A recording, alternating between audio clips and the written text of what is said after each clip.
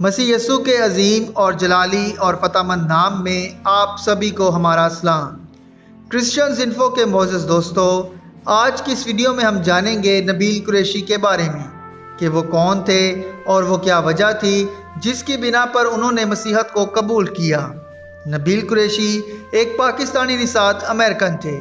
وہ 13 اپریل 1983 کو کیلیفورنیا میں پیدا ہوئے۔ ان کا تعلق احمدیہ فرقے سے تھا، پر بعد ازاں انہوں نے مسیحیت کو قبول کیا۔ نبیل قریشی نے زمانۂ طالب علمی سے اپنے مسیحی دوستوں کے ساتھ بحث و مباحثہ شروع کر دیا تھا۔ وہ کہتے ہیں کہ مسیحیوں کو ان کے مذہب کے معاملے میں الجھانا بہت آسان کام ہے۔ آپ ان سے صرف اتنا پوچھ لیں کہ ٹرینٹی یعنی تثلیث کیا ہے، ہمیں سمجھاؤ، تو وہ پریشان ہو جاتے ہیں، کیونکہ وہ ایمان تو رکھتے ہیں مگر دراصل انہیں معلوم نہیں ہوتا کہ وہ ہے کیا۔ اس پر وہ پریشان ہو کر آپ کو الگ الگ مثالیں دینا شروع کر دیتے ہیں۔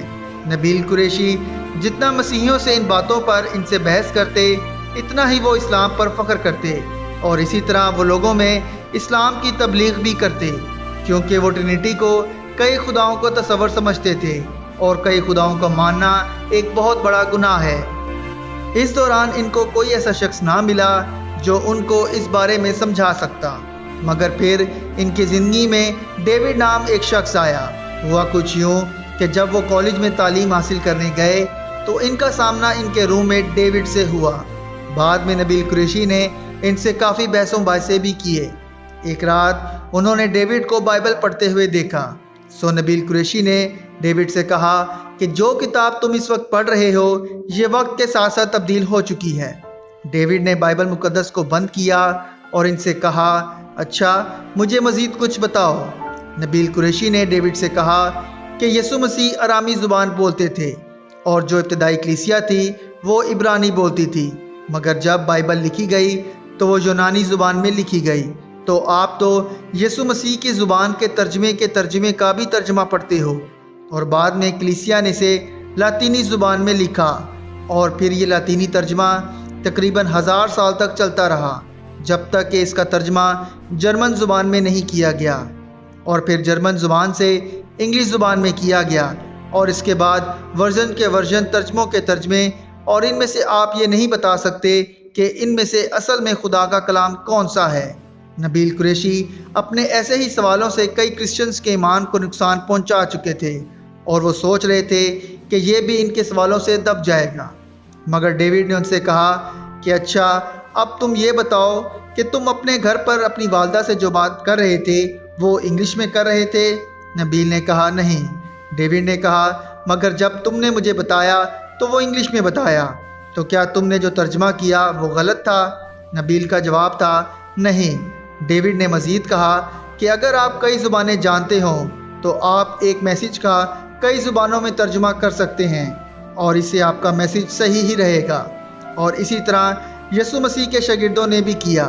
انہوں نے یسوع مسیح کی باتوں کو یونانی زبان میں لکھا، کیونکہ اس وقت یونانی زبان عالمی زبان تھی، اور ان کی ہزاروں کاپیاں ہمارے پاس آج بھی موجود ہیں جو کہ بالکل محفوظ ہیں، اور اگر ان میں سے ایک بھی ہمارے پاس نہ ہوتی تو بھی ہمارے پاس لاطینی زبان کے ہزاروں مینوسکرپٹس ہیں، بالکل ویسے کہ ویسے جیسے کہ یونانی زبان میں ہیں، اور وہ بھی بالکل محفوظ ہیں۔ پر بالفرض وہ بھی ہمارے پاس نہ ہوتے تو بھی ہمارے پاس ابتدائی چرچ فادرز کے ہزاروں کوٹیشنز موجود ہیں جن سے ہم دوبارہ بائبل لکھ سکتے ہیں، اور وہ بھی بالکل ویسے کی ویسی۔ نبیل کو شاید ایسے جواب کی توقع نہ تھی۔ وہ سمجھے شاید ڈیوڈ اپنے سے یہ بات بنا کر کہہ رہا ہے، مگر ڈیوڈ نے کہا اگر آپ کو ایسا لگتا ہے تو آپ بتا دیں کہ سچ کیا ہے۔ اس بحث کا نتیجہ یہ نکلا کہ وہ اور ڈیوڈ اچھے دوست بن گئے، اور وہ ہر وقت آپس میں انہی موضوعات پر بحث و مباحثہ کرنے لگے، اور اس طرح وہ گہرے دوست بن گئے۔ نبیل قریشی اس بارے میں تحقیق کرتے رہے، اور بالآخر وہ اس نتیجے پر پہنچے کہ بائبل میں تحریف یا تبدیلی کرنا ناممکن ہے۔ انہوں نے یہ تو مان لیا کہ بائبل پر بھروسہ کیا جا سکتا ہے، مگر اگلا سوال ان کے ذہن میں یہ تھا کہ یسوع نے کہیں بھی یہ نہیں کہا کہ میں خدا ہوں، مگر اس کا جواب بھی انہیں بائبل کے اندر یوحنا کی انجیل کے پہلے باب میں ملا، جہاں لکھا ہے کہ ابتدا میں کلام تھا اور کلام خدا کے ساتھ تھا اور کلام خدا تھا۔ یہی ابتدا میں خدا کے ساتھ تھا۔ سب چیزیں اس کے وسیلہ سے پیدا ہوئیں، اور جو کچھ پیدا ہوا ہے اس میں سے کوئی چیز بھی اس کے بغیر پیدا نہیں ہوئی۔ اس میں زندگی تھی، اور وہ زندگی آدمیوں کا نور تھی، اور کلام مجسم ہوا اور فضل اور سچائی سے معمور ہو کر ہمارے درمیان رہا، اور ہم نے اس کا ایسا جلال دیکھا جیسا باپ کے اکلوتے کا جلال۔ وہ ان آیات کو سمجھ بھی رہے تھے، مگر ساتھ ساتھ ان کو نظر انداز بھی کر رہے تھے۔ ان کے ذہن میں یہ بات بھی آئی کہ یہ بات یسوع مسیح نہیں کہہ رہے، بلکہ انجیل لکھنے والا یوحنا کہہ رہا ہے۔ مگر مزید تحقیق کے ساتھ ساتھ ان پر یہ بات عیاں ہوتی چلی گئی کہ بائبل میں کئی جگہ یسوع مسیح نے خدا ہونے کا دعویٰ کیا ہے۔ وہ کشمکش کا شکار ہو گئے، کیونکہ ایک طرف ان کا اپنا مذہب تھا اور دوسری طرف مسیحت۔ اس کے ساتھ ساتھ وہ اپنے دوست کے ساتھ آرگومنٹ بھی کیے جا رہے تھے، کیونکہ وہ سمجھ چکے تھے کہ اب ان کی زندگی کا ہر پہلو بدلنے والا ہے۔ سو انہوں نے خدا سے دعا مانگنا شروع کیا۔ اسی دوران ان کی ڈیوڈ سے دوستی کو 3 سال ہو گئے تھے۔ ایک بار ڈیوڈ ان سے پوچھا کہ تم کافی عرصے سے مسیحت پر تحقیق کر رہے ہو، تو تم کس نتیجے پر پہنچے ہو؟ نبیل کا جواب تھا کہ 99% کہ یسوع نے صلیب پر اپنی جان دی، 90% کہ یسوع نے خدائی کا دعویٰ کیا، 90% وہ مردوں میں سے جی اٹھے، اور 80 سے 82% کہ مسیحت سچی ہے۔ تو ڈیوڈ نے کہا، پھر آپ یہ مان کیوں نہیں لیتے؟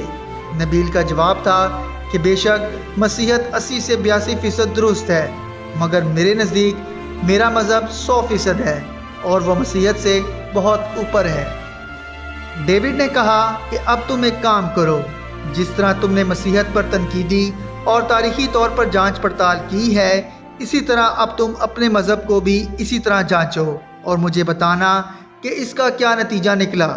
نبیل قریشی خوش تھے کیونکہ ان کو اپنے مذہب پر پورا یقین تھا۔ سو انہوں نے کہا ٹھیک ہے۔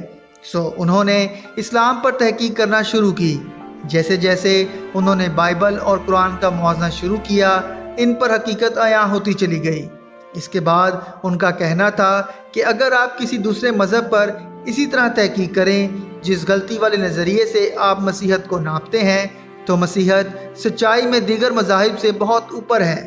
ان کا رجحان اب مسیحت کی طرف بڑھ رہا تھا، کیونکہ سچائی ان کے سامنے تھی، مگر وہ پریشان تھے کیونکہ اگر وہ مسیحت کو قبول کرتے تو ان کے خاندان کی عزت مٹی میں مل جاتی، اور دوسرا ڈر انہیں یہ تھا کہ اگر وہ اپنا مذہب چھوڑ کر مسیحت کو اپناتے ہیں تو انہیں جان سے بھی مارا جا سکتا ہے۔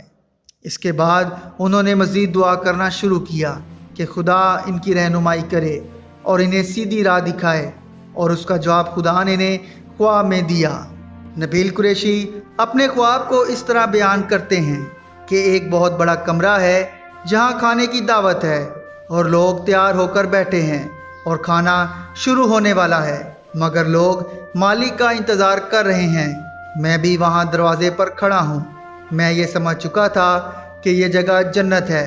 یہ دروازہ بالکل میرے برابر ہے۔ میں اندر جانا تو چاہ رہا ہوں، مگر جا نہیں پا رہا۔ اسی دوران میں اپنے دوست کو دیکھتا ہوں۔ میں اسے پکارتا ہوں کہ میں اندر آنا تو چاہتا ہوں، مگر آ نہیں پا رہا۔ ان کا دوست انہیں جواب دیتا ہے، نبیل تم نے ابھی تک جواب ہی نہیں دیا۔ اسی دوران ان کی آنکھ کھل جاتی ہے اور وہ فوراً اپنے دوست کو فون کرتے ہیں اور اس خواب کا مطلب پوچھتے ہیں۔ ڈیوڈ کا جواب ہوتا ہے، تم خود سمجھدار ہو، اس خواب کا مطلب سمجھ سکتے ہو۔ نبیل بائبل مقدس میں سے لوکا کی انجیل 13ویں باب کی 24ویں آیت پڑھتے ہیں، جہاں لکھا ہے، اس نے ان سے کہا، جاں فشانی کرو کہ تنگ دروازہ سے داخل ہو، کیونکہ میں تم سے کہتا ہوں کہ بتیرے داخل ہونے کی کوشش کریں گے اور نہ ہو سکیں گے۔ جب گھر کا مالک اٹھ کر دروازہ بند کر چکا ہو اور تم باہر کھڑے دروازہ کھٹکھٹا کر یہ کہنا شروع کرو کہ اے خداوند ہمارے لیے کھول دے، اور وہ جواب دے کہ میں تم کو نہیں جانتا کہ کہاں کے ہو۔ اب وہ اس خواب کا مطلب سمجھ چکے تھے کہ وہ اس تمثیل کے بیچ میں کھڑے ہیں۔ انہوں نے خدا سے دعا کی، اے خدا اگر میں نے ایسا کیا تو مجھے اپنے ماں باپ چھوڑنے پڑیں گے۔ اس کا جواب انہیں متی کی انجیل 10ویں باب میں ملا کہ جو کوئی باپ یا ماں کو مجھ سے زیادہ عزیز رکھتا ہے وہ میرے لائق نہیں، اور جو کوئی بیٹے یا بیٹی کو مجھ سے زیادہ عزیز رکھتا ہے وہ میرے لائق نہیں۔ انہوں نے کہا، اے خدا، یہ صرف میرے ماں اور باپ کے بارے میں نہیں ہے۔